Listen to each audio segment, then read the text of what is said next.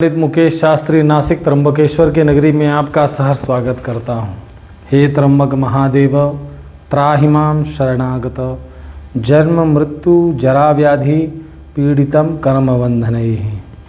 हे भोलेनाथ, हे त्र्यंबक महादेव यानी भोलेनाथ जिसके साथ अम्बा, अंबिका और अम्बालिका तीनों के साथ भगवान विराजमान, ब्रह्मा विष्णु और महेश तीनों के साथ में विराजमान यह ज्योतिर्लिंग जिसे त्र्यंबकेश्वर के नाम से जाना जाता है।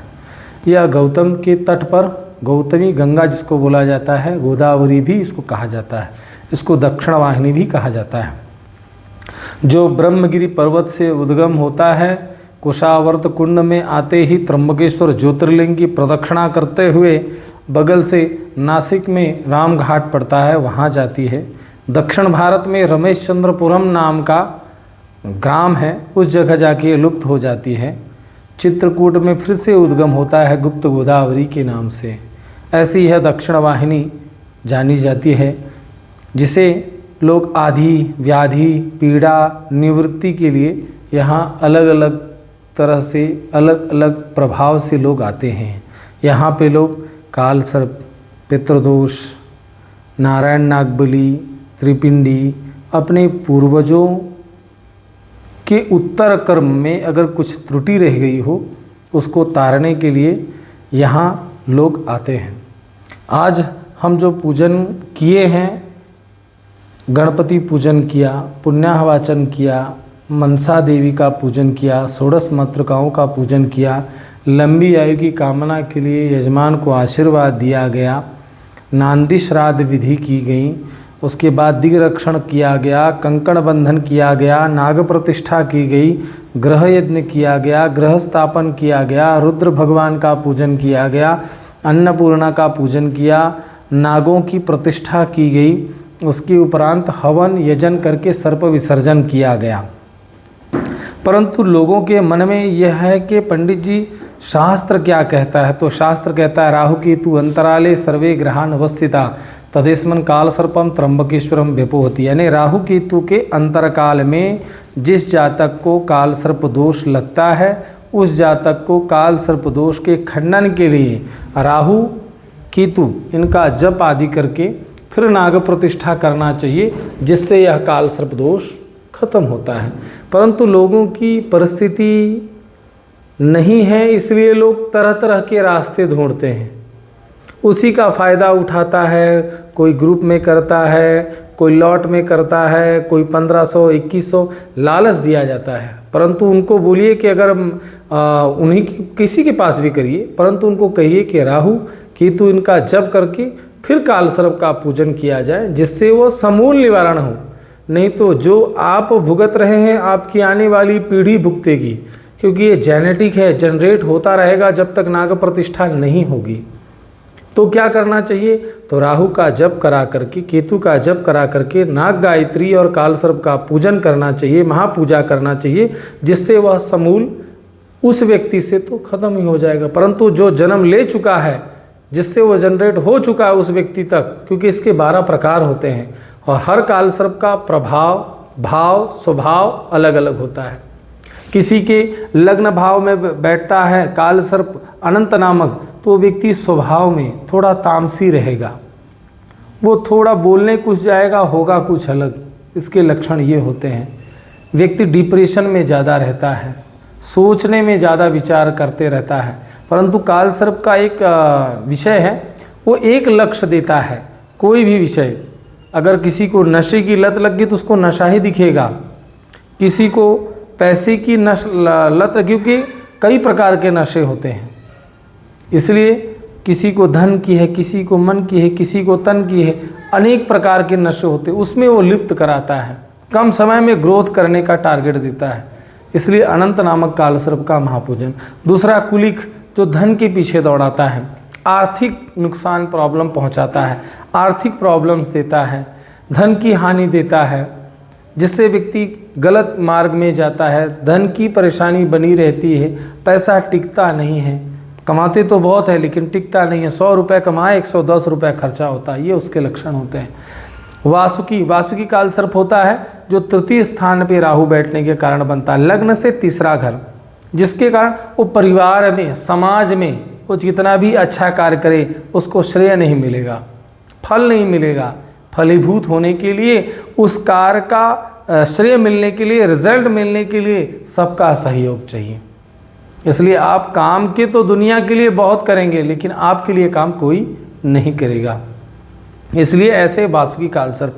तीसरा होता है शंखपाल काल सर्प। शंखपाल काल सर्प मातृस्थान पे प्रभाव डालता है। जहाँ पे आपका ममत्व होगा, जिस चीज़ पर आप प्रेम करते होंगे, उस जगह पे इसका प्रभाव दिखेगा। ये आपसे दूर करने का काम, रोकने का काम, पेंडिंग में डालने का काम, डिले होने का काम ये करता है शंखपाल काल सर्प। पांचवा होता है पद्म काल सर्प। पद्म काल सर्प व्यक्ति के शिक्षा, संतान, इस पे प्रभाव डालता है।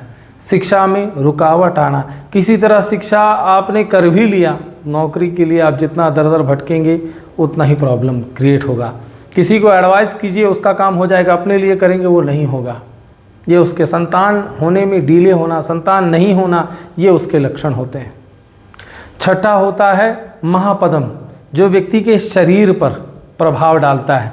व्यक्ति के शरीर पर कुछ ना कुछ बचपन में होना, नहीं बोल पाना, बच्चा नहीं बोलता है, या फिर शरीर में कुछ ना कुछ जख्म उसके लगती रहती है, शरीर पर चोट लगना, ये उसके लक्षण होते हैं, यानी शारीरिक वेदना बनी रहती हैं। सातवां होता है तक्षक, जो पार्टनर का स्थान माना जाता है, जो पार्टनर के स्थान पर पति पत्नी में कलह बनना, शाब्दिक विवाद होना। संवाद तो होगा लेकिन विवादास्पद होगा, डाइवोर्स हो जाना, मैरिज नहीं होना, ये डिले होना, उसमें किसी तरह आपने कर भी लिया तो उसमें तलाक हो जाता है, ये इसके लक्षण होते हैं। आठवां है कर्कोटक। कर्कोटक नाम का काल सर्प व्यक्ति के शरीर, हेल्थ, आयु, और क्योंकि सर्प की हमेशा टेढ़ी मेढ़ी चाल होती है, इसलिए अष्टम स्थान व्यक्ति के शरीर पर भी प्रभाव डालता है, उसके हेल्थ पर भी प्रभाव डालता है और आयु पर भी प्रभाव डालता है। ऐसे व्यक्तियों की आयु भी अल्प होने लगती है, इसलिए अष्टम स्थान का काल सर्प का पूजन करें, उसका नाम है कर्कोटक। उसके बाद शंखचूड़ नाम का काल सर्प नवम स्थान में बना, जो भाग्य का स्थान बना बोला गया है। भाग्य के स्थान में मेहनत, व्यक्ति दो प्रकार के होते हैं, एक कर्महीन, दूसरा भाग्यहीन। कर्महीन यानी काम नहीं करना चाहता है परंतु उसको चाहिए, अगर भाग्य में होगा तो मिलेगा। दूसरा होता है भाग्यहीन, जो काम तो बहुत करता है परंतु भाग्य से साथ नहीं मिलती है।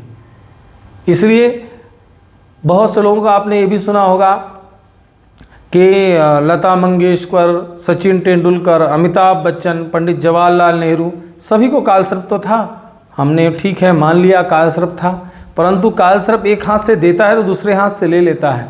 पंडित जवाहरलाल नेहरू जी की बात करेंगे, काल सर्प ने इतना सक्सेस दिया कि बिना इलेक्शन लड़े वो प्रधानमंत्री बन गए, परंतु एक हाथ से प्रधानमंत्री तो बना दिया, दूसरे हाथ से उनका मैरिड लाइफ का सत्यानाश कर दिया।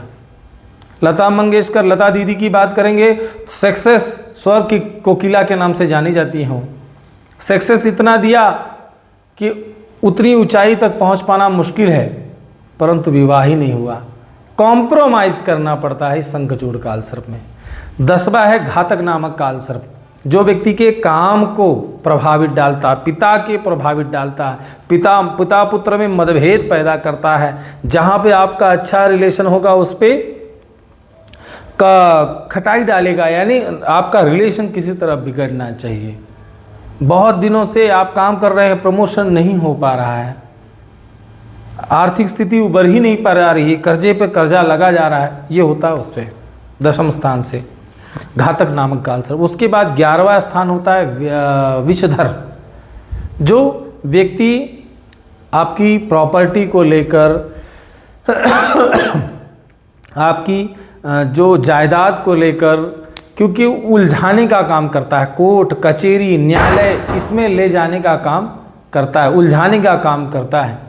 इसलिए अक्सर पुलिस स्टेशन में लोग है ना, किसी भी चीज़ की हेडक पाल देगा आपको, जो व्यक्ति उसमें लत में लगा रहे, इसलिए उसका पूजन करना चाहिए। उसके बाद व्यय स्थान 12वां घर बोला गया है, जिसको शेषनाग काल सर्प, जो सभी नागों के राजा होते हैं, उनका पूजन।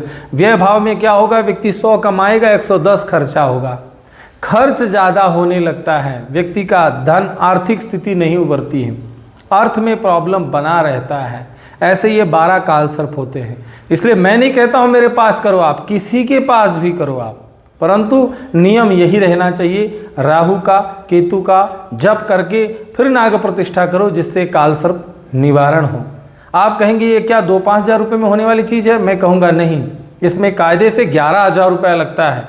लेकिन अगर यजमान कहे कि मेरी परिस्थिति नहीं है पंडित जी, मैं जप कर लूँगा, आप केवल पूजा करा दो, तो मैं कहूँगा हाँ महापूजन हो जाएगा। 5,100 रुपया खर्चा आएगा, सिंगल करेंगे, सिंगल पूजा किसी के पास भी कराइए, लेकिन सिंगल कराइए, महापूजा कराइए। अगर जप आप खुद कर लेंगे, ब्राह्मण से अगर कराने की कैपेसिटी नहीं है तो आप खुद करिए, परंतु राहु केतु का जप करके और फिर नाग प्रतिष्ठा आदि करें, जिससे वह काल सर्प दूर हो जाएगा।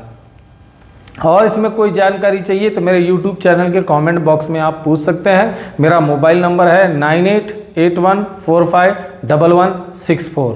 हर हर महादेव। मैं पंडित मुकेश शास्त्री, नासिक त्र्यंबकेश्वर। नमस्कार।